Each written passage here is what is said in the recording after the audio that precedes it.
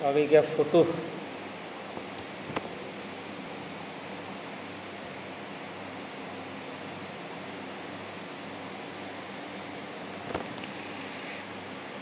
पिछली कक्षा में हमने चौपाई के बारे में जानकारी प्राप्त कर ली थी।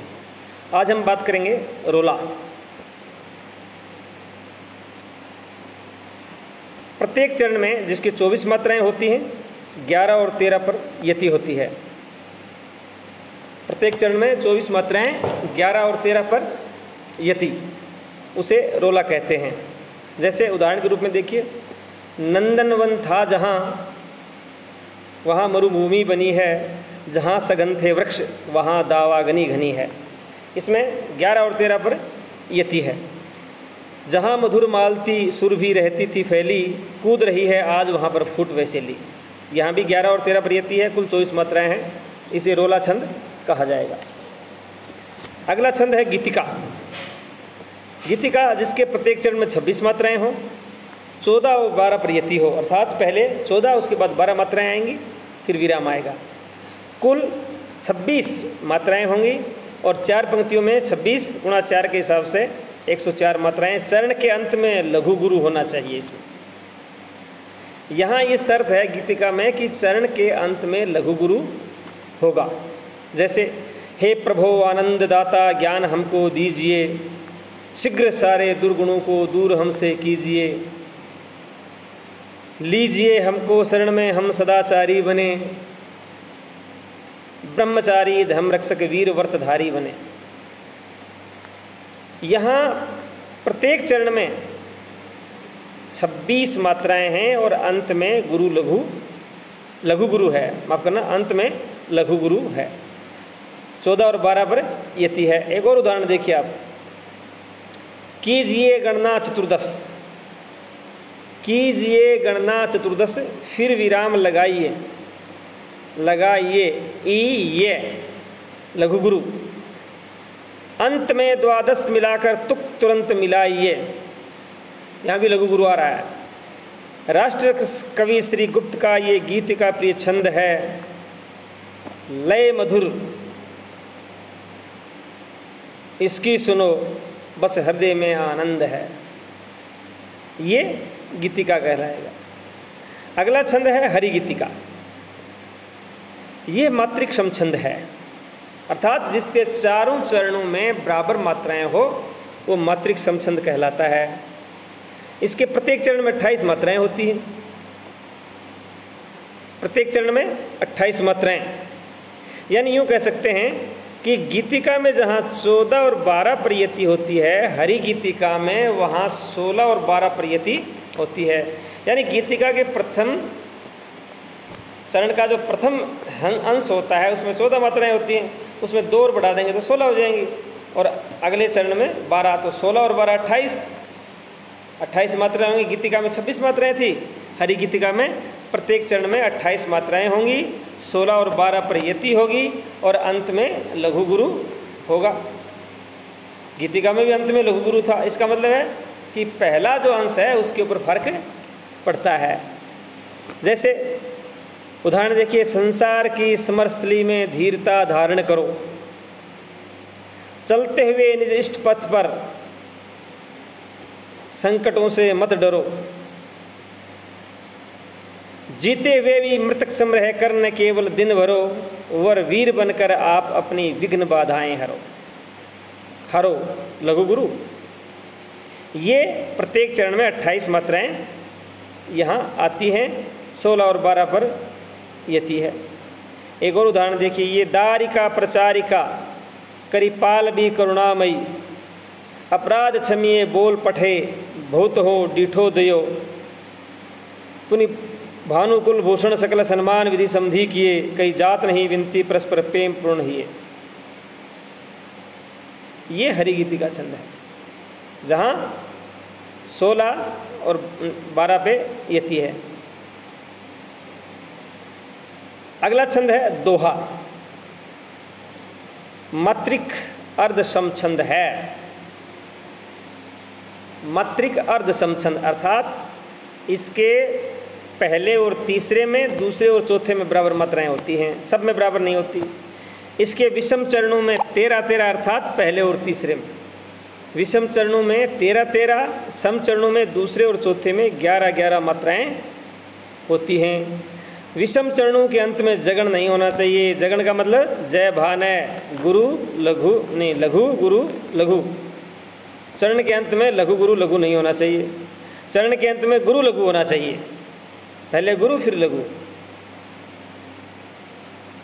समझे? यानी 4 चरण होते हैं, प्रत्येक चरण में 24 मात्राएं होती हैं। 13 और 11 नहीं 11 और 13 पर यति होती है, 11 और 13 पर रोला में भी होती है। लेकिन रोला में इसमें फ़र्क क्या है? रोला में ये अंतिम कोई शर्त नहीं है कि क्या होगा, यहाँ शर्त है अंत में लघु नहीं गुरु लघु होना चाहिए। जैसे रहीमन पानी राखिए बिन पानी सब सून, सून गुरु लघु। पानी गए न उबरे मोती मान सून, सून गुरु लघु।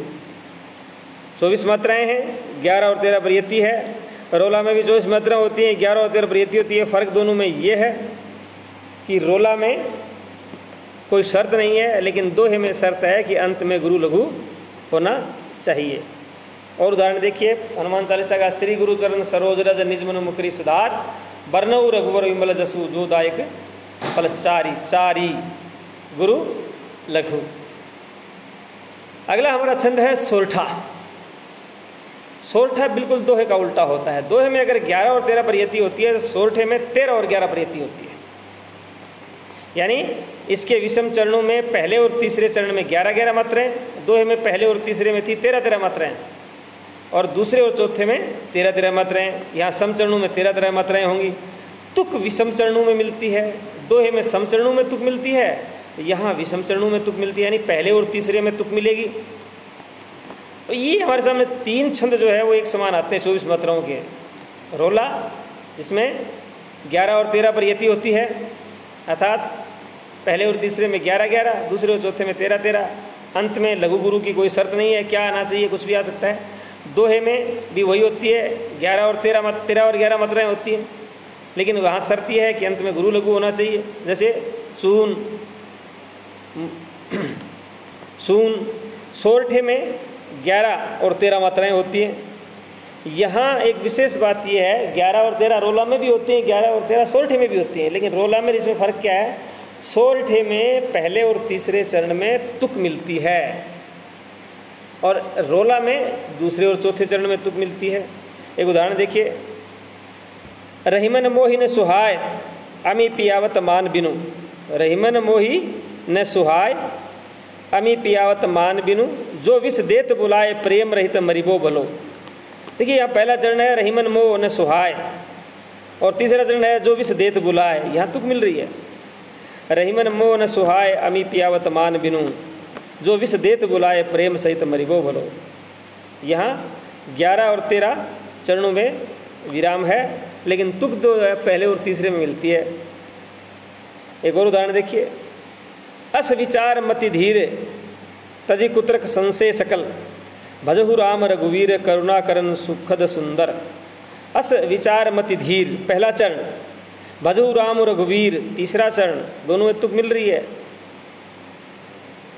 इसी प्रकार से एक और उदाहरण देखें आप, सुनत सुमंगल बैन मन प्रमोद तन पुलक, सर्द सरोरुह नयन तुलसी भरे स्नेह जल। यहाँ 11-13 पे यति है, पहले और तीसरे चरण में तुक मिल रही है। ये होता है सोरठा। कह सकते हैं सोरठा दोहे का बिल्कुल उल्टा होता है। दोहे में 13 और 11 पे विराम होता है, सोरठे में 11 और 13 पर विराम होता है, और लेकिन दोनों में मात्राएं 24-24 ही होती हैं प्रत्येक चरण में। अगला छंद है उल्लाला। विषम चरणों में 15-15 मात्राएं होती हैं, यानी पहले और तीसरे में 15-15, दूसरे और चौथे में 13-13 मात्राएं होती हैं। कुल जो है 15 और 13 28 मात्राएं। वैसे उलाला जो है वो 2 होते हैं, एक तो 26 मात्राओं वाला उलाला और एक 28 मात्राओं वाला उलाला। आमतौर पे हिंदी में एक रूप प्रचलित है, कौन सा? जिसमें 15 और 13 पे यति होती है। पहले चरण में 15, दूसरे में 13, तीसरे में 15, चौथे में 13, कुल 28 मात्राएं। 26 मात्राओं वाला उल्लाला हिंदी में प्राय बहुत कम पाया जाता है। संस्कृत में जरूर मिलता है। उदाहरण देखिए, करते अभिषेक पयोध हैं बलिहारी इस देश की, करते अभिषेक पयोध हैं बलिहारी इस देश की, हे मातृभूमि तू सदा ही सगुण मूर्ति सर्वेश की। 28 मात्राएं हैं। हे शरणदायिनी देवी तू करती सबका त्राण है, मातृभूमि संतान हम तू जननी तू प्राण है। यहाँ भी 28 मात्राएं हैं और 15 और 13 पे यतिया विराम है। 15 और 13 28, कुल 28 मात्राएं। प्रत्येक चरण में 28 मात्राएं, 15 और 13 पे विराम।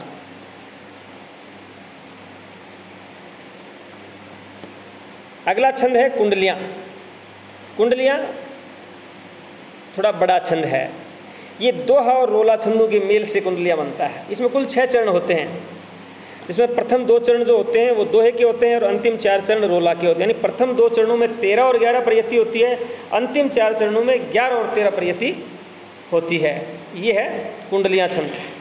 यानी पहले 2 चरण होते हैं वो दोहे के होते हैं और शेष 4 चरण रोला के होते हैं। प्रत्येक चरण में 24-24 मात्राएं होती हैं। दोहे का अंतिम जो चरण होता है वह रोला का प्रथम चरण बन जाता है। और एक महत्वपूर्ण बात इसमें यह है कुंडलिया में कि कुंडलिया छंद जिस शब्द से शुरू होता है समाप्त भी उसी शब्द से होता है। यानी जिस शब्द से शुरू होता है समाप्त भी अंत में भी वही शब्द आता है। जैसे उदाहरण देखिए, बिना विचारे जो करे सो पाछे पछताए, काम बिगाड़े आपनो जग में होत हंसाए। यहाँ ये दोहा हो गया, जग में होत हंसाए। अब रोला शुरू होगा तो रोले में क्या होगा, दोहे का जो प्रथम चरण बन जाएगा ये रोला। जग में होत हंसाए चित्त में चैन न पावे। आगे ये लाइन, जग में होत हंसाए चित्त में चैन न पावे, खान पान सम्मान राग रंग मन ही न भावे। ये रोला हो गया।